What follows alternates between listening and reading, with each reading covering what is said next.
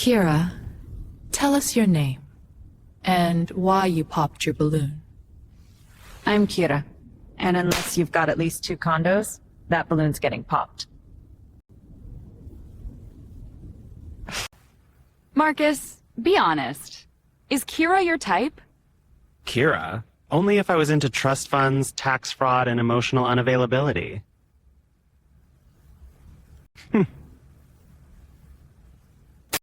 Delusional isn't a type. It's a condition. And your textbook.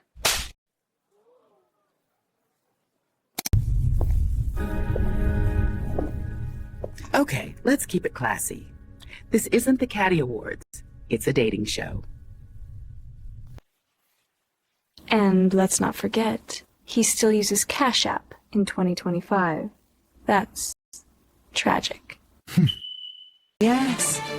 Looks like the sparks are flying already. And we're just getting started. Want to know why they all pop their balloons? You'll have to subscribe to find out.